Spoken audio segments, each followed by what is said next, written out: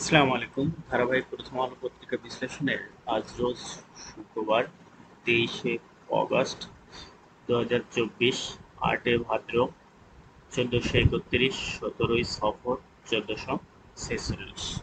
প্রথম আলো পত্রিকার প্রথম পেজটাই যদি আমরা নজর রাখি, দেখেন প্রথম যে হেডলাইনটা, ভয়াবহ বন্যায় বিপর্যস্ত 12 জেলা,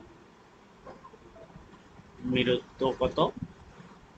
মৃত 8 জন। চট্টগ্রাম সিলেটের সঙ্গে রেল যোগাযোগ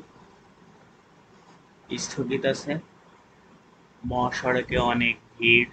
ঠিক আছে, সরকারের তথ্যমতে প্রায় 36 লাখ মানুষ বন্যা কবলিত। ফেনী খাগড়াছড়ির অর্ধেক মোবাইল নেটওয়ার্ক অচল।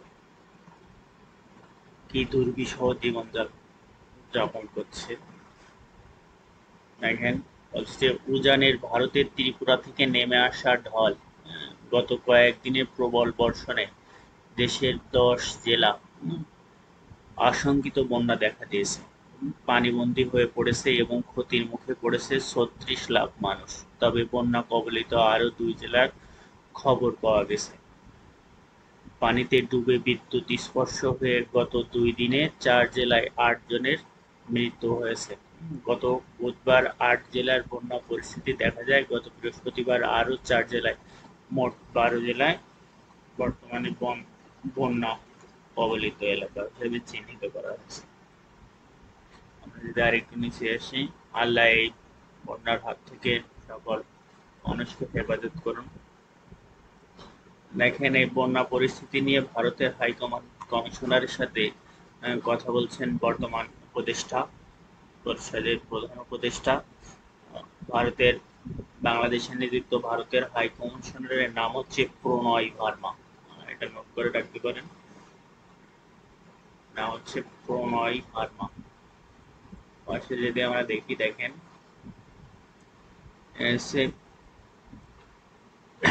বিমস্টেকের শীর্ষ সম্মেলন স্থগিত। ঠিক আছে, থাইল্যান্ডের রাজধানী ব্যাংককে ষষ্ঠ বিমস্টেকের শীর্ষ সম্মেলন হওয়ার কথা ছিল, কিন্তু থাইল্যান্ডের রাজনৈতিক সংকট চলার কারণে সেটা স্থগিত করা হয়েছে এবং 1 মাসের ভিতরে হওয়ার সম্ভাবনা আছে। দেখেন, এটা হচ্ছে বিমস্টেক, তাই না? বিমস্টেক, এটার সদর দপ্তর ঢাকায়। হ্যাঁ, এই প্রশ্নটা বেশ আসে যে বিমস্টেক সদর দপ্তর ঢাকায়। বিতে হচ্ছে আপনার বে of Bengal, via Bengal Initiative, multi-sector multi-sector technical and economics corporation, এটার পূর্ণরূপ। এটার সদস্য আছে আপনার Bhutan, India, Myanmar, Nepal, Sri Lanka, Thailand ও বাংলাদেশ।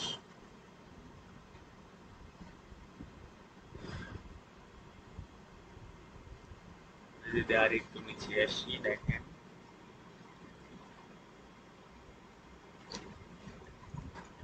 বন্যা কবলিত এলাকার একটা চিত্র। ফায়ার সার্ভিসের সদস্যরা কিছু মানুষকে সাহায্য করছে। বিপদসীমা পেরিয়ে নদীর পানি, আতঙ্কে মানুষ। ঠিক আছে, মৌলভীবাজারে অন্তত 8টি স্থানে মনুবাদের ভাঙন। এই যে মনু নদ, দেখি বলি মনু নদ, এটা হচ্ছে ভারতের ত্রিপুরা থেকে উৎপত্তি লাভ করা একটা নদী। বাংলাদেশের এই মৌলভীবাজার দিয়ে ঢুকে ধলেশ্বর নদীর সাথে মিলিত হয়েছে। মৌলভীবাজারের সাথে কোন নদীর সাথে মিলিত হয়েছে? ধলেশ্বরী না, ধোলাই নদীর সাথে মিলিত, ধোলাই নদীতে পতিত হয়েছে। এই ধোলাই নদীটাও ভারত থেকে উৎপত্তি, ভারত থেকে উৎপত্তি হয়ে বাংলাদেশে প্রবেশ করেছে। হ্যাঁ, ভারত বাংলাদেশ অভিন্ন নদী হচ্ছে 54টি। যে বাংলা এই নদী দিয়ে সীমান্ত আছে, অর্থাৎ আন্ত সীমান্ত নদী বলতে পারেন, সেটা হচ্ছে 54টি। আমরা যদি আরেকটু নিচে আসি, দেখেন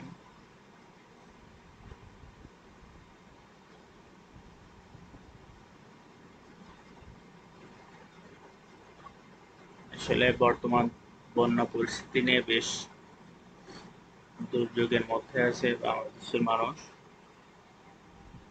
এটা থেকে হেফাজত করুক আমাদের সবাইকে। দেখেন আন্তর্জাতিক পেজে, কমলার সামনে ভোটারদের আস্থা অর্জনের চ্যালেঞ্জ। আমরা কমলা সম্পর্কে যদি একটু জানি, দেখেন তার জন্ম 20শে অক্টোবর 1964 সালে অকল্যান্ডে। হ্যাঁ, অকল্যান্ড হচ্ছে নিউজিল্যান্ডের বৃহত্তম শহর। ঠিক আছে, নিউজিল্যান্ডের বৃহত্তম শহর। নিউজিল্যান্ড একটা দ্বীপ রাষ্ট্র। ঠিক আছে, মনে করেন এই যে একটা দ্বীপ, এটা হচ্ছে উত্তর দ্বীপ, এটা উত্তর দ্বীপ, এটা হচ্ছে দক্ষিণ দ্বীপ। এই উত্তর দ্বীপে হচ্ছে এই অকল্যান্ড। ঠিক আছে? নিউজিল্যান্ডের রাজধানী হচ্ছে ওয়েলিংটন।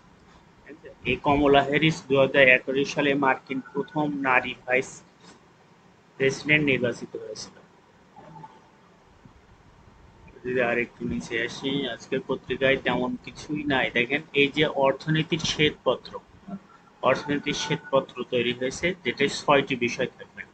এই অর্থনীতির শ্বেতপত্র বিষয়ক কমিটির সভাপতি নির্বাচিত হয়েছেন দেবপ্রিয় ভট্টাচার্য। তিনি সম্মানিত ফেলো সিপিডি।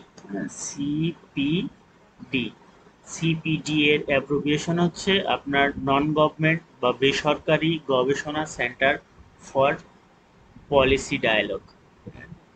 এটার শ্বেতপত্রে আগামী 90 দিনের মধ্যে প্রধান উপদেষ্টাকে বাংলাদেশের অর্থনীতি 6টি বিষয়, সেটা হচ্ছে সরকারি আর্থিক ব্যবস্থা, মুদ্রাস্ফীতি ও খাদ্য ব্যবস্থা, বাহ্যিক ভারসাম্য, জ্বালানি ও বিদ্যুৎ ও বেসরকারি বিনিয়োগ ও কর্মসংস্থান বিষয়ে একটা প্রতিবেদন দিবে।